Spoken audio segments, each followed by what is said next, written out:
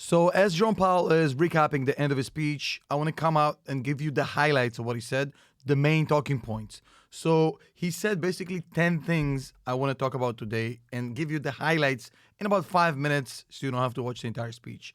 First of all, before I got to start, I got to tell you, this is a little bit peculiar. It's kind of a very interesting phenomena. Jerome Powell, in general, hasn't been really hawkish or dovish. He's kind of basically remained the same, but he delivered a lot of hawkishness, so to speak, as far as the message that was provided. But the market, at least as of the recording of this video, ain't buying that. The market is calling his bluff.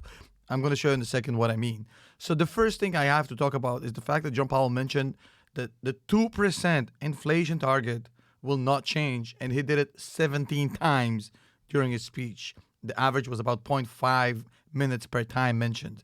Absolutely insane. So 2% it is, not going to slow down before we get to 2%. That's very interesting. Number two, he said more rate hikes are incoming. There are more rate hikes needed. Again, a little bit on the hawkish side. We knew that. How many more hawkishness? How many more rate hikes? He didn't say. But at the very least, we know at least it's going to be 5% at the end of the year at bare minimum. Now, he also mentioned something he didn't say last time, which is the fact that they're going to be reducing the balance sheet.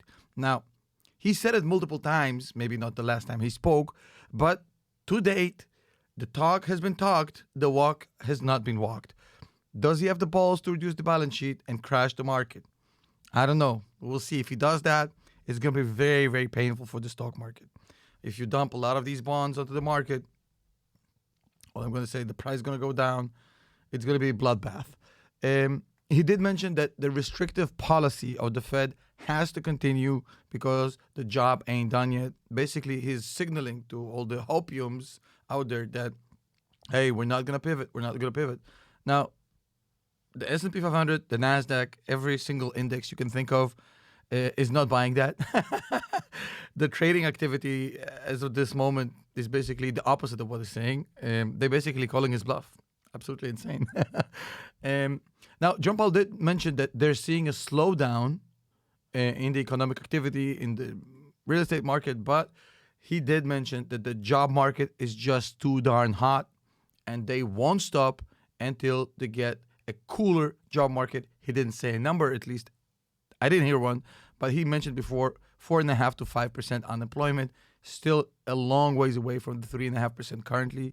He basically kind of created a little bit of a problem for himself because at this point, he basically gave away the cards saying, hey, we're not going to pivot until we hit 2% and until we have 5% unemployment. Now, it's a very restrictive kind of stance to put yourself into, but hey, that's what he said. He did say that we need more evidence, we being the Fed, to get convinced that there is an actual slowdown in inflation. And he actually hinted towards what happened in the 70s twice, saying we're not going to get complacent, we're not going to ease off before inflation is fully dead because it's going to come back and bite us in the ass way stronger than it did now. Exactly what happened in the 70s. Inflation went down, the Fed took it easy, and then it spiked back up stronger and much more worse than before, and then Paul Volcker had to step in. So he's basically saying we're not going to make the same mistake of the 70s. Ain't going to happen. 2% or bust, pretty much. He did mention that they will be shifting to a slower increase rate of hikes, so to speak. The pace at which they're going to increase is going to slow down. But we already knew that. That's not anything new. He's basically saying we're not stopping. We're not reducing rates. You can forget about that. The market is obviously, at least as of now, is not buying that. He was asked a very interesting question. Most questions are absolute hot garbage, but one question was very interesting.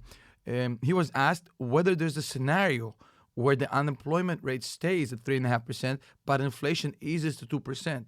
And if that happens, they can reduce rates without unemployment market going to 5%.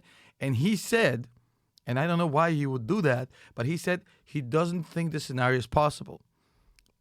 He doesn't think that that's possible. So it seems he's absolutely obsessed with crushing the job market. And I think that would have been a good opportunity for him to unshackle himself from the unemployment market and say, hey, if we get to 2%, we don't care about the unemployment market. No problem. Very strange answer. As we can see here, Steve Leisman is on the screen. You get the gist of it. Basically, same old from Jerome Powell. Very, very focused on the job market. almost to an obsession. The markets are not buying it. That's kind of the gist of it. I hope you enjoyed this video. See you in the next one. I love you all. Before you leave, make sure you hit the like and the subscribe button, okay? Hugs and kisses.